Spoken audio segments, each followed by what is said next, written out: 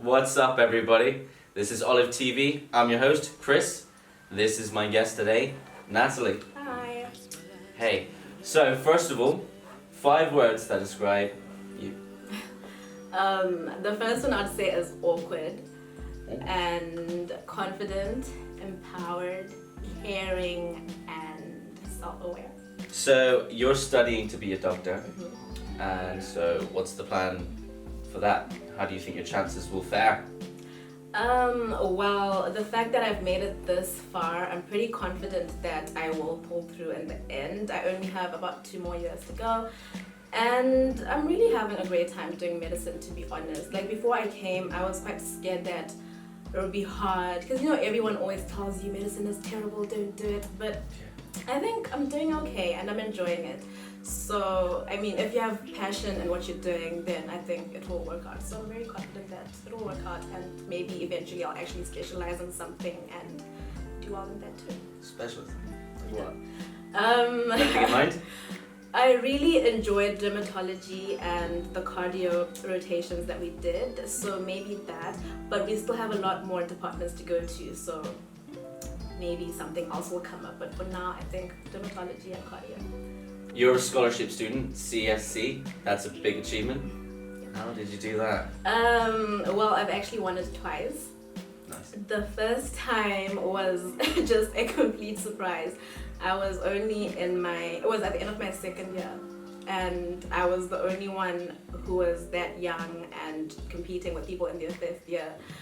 And it was just crazy because there's a lot of things that go into it. You have to speak Chinese. You're judged by a panel of Chinese people, so you have to impress them in Chinese. And apart from that, you have to have like academic experience. You have to be engaged in things going on in the school. So it's a lot. So yeah, it was really overwhelming when I won it the first time, and then the second time was like, oh wow, I did it again.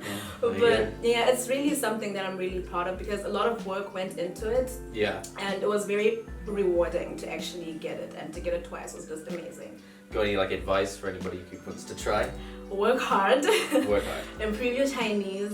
Don't underestimate the knowledge of Chinese you have to have, because no matter how many exams you get 99% in, if you can't present yourself in Chinese, you're not going to get anywhere. So work hard in school, take part in stuff, don't just sit in your room and do nothing, and improve your Chinese. Did you have any role models outside or inside school? Yes, actually. A lot of people don't know this, but I arrived in the school really late. A lot of people came in September and October. I only got here in December. So when I got here, the timetable for exams and all that was really out, and I had to catch up. But the first day that I got here, I met a guy named Tip, and he was preparing for some competition. I'm not sure what it was, but I just remember looking at him like, wow, this guy is so well accomplished, and I just want to be like that one day. So that's someone in the school. And then outside school, my late grandmother, she was amazing. She taught me everything about knowing who you are, fighting for what you believe in, and believing in yourself. So yeah, my grandmother and that guy. So if you could give advice to yourself from in the past, like before you came to university, what would you tell them? I would tell myself to listen more and stop being so stubborn, because I found myself in situations that could have been avoided if I had just not been stubborn. So yeah, definitely I'd go back and maybe slap myself across the face and tell myself to not be so stubborn. Really? That bad? Yeah. Oh. Yeah. Well, okay. So what about your future self? Like, how's that going to go down? Are you worried about the future? Do you have plans? What's next for you? Not really. I don't really have concerns and worries about the future, because I feel like my past experiences have kind of shaped me into a different person, and I understand myself a lot more than I did obviously when I was in high school and all that. So I feel like because I've grown, I'm going to keep growing, and with each new day I'm going to learn something new about myself. So yeah, I can't really predict what the future will hold for me, but I'm quite positive about it. I feel like it'll be a good thing because I've kind of had experience in dealing with issues, and a lot of the things that happened in my life have taught me to look at things differently, and that's what you need to survive this world we live in. You need to be open to ideas and open to experiences that will change you and shape you. So You've been tennis captain, class captain, Jules commissioner, and dance captain. You know, so it's pretty impressive. What did you do? What was your experience? Would you say you're a good leader? Well, that's a very relative question. Well, okay, tennis captain, that's something that's still going on, and I actually have tennis practice after this.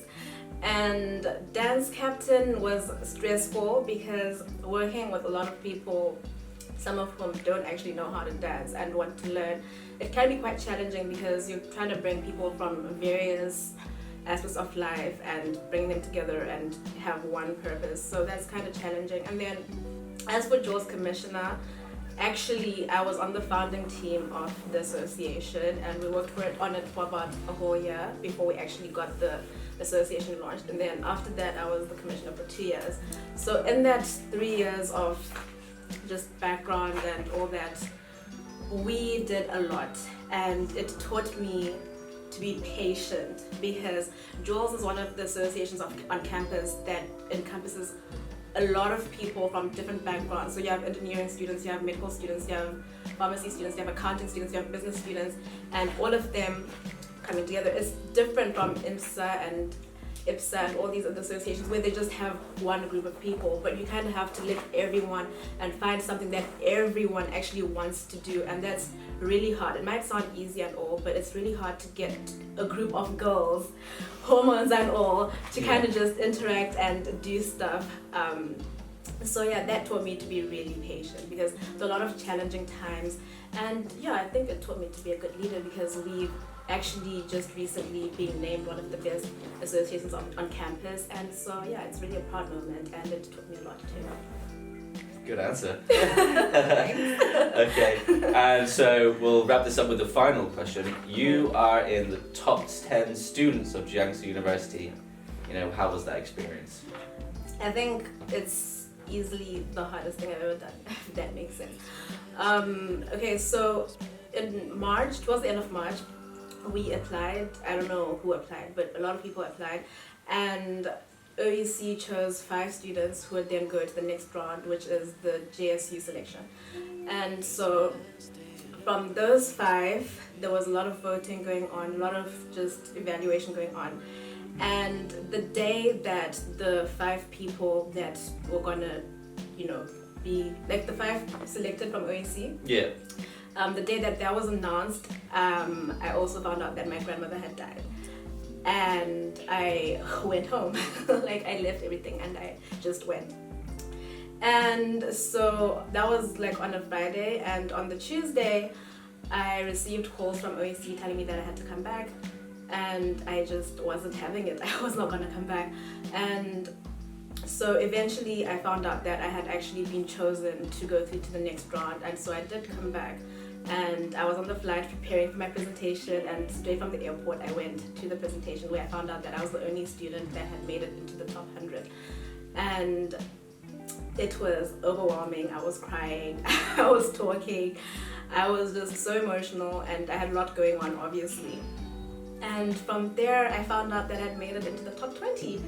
And so then I had to do a presentation in front of a whole panel of Chinese judges and the entire Chinese students body. And I actually then from there made it into the top 10.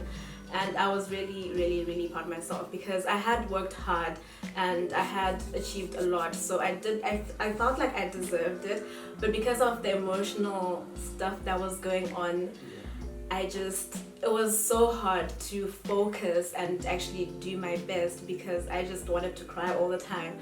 And a lot of people don't know this because I never talked about it, but it felt really good to win. It felt really amazing, and I think that's actually probably my best achievement yet, the thing I'm most proud of, because I overcame a lot of hardship, a lot of trials, a lot of challenges, and actually pulled myself together and managed to overcome everything and became the top 10 student in the school.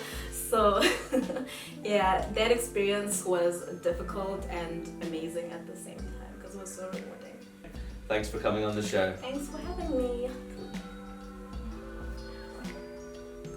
So is she doing the intro or am I doing it? Why would I do that?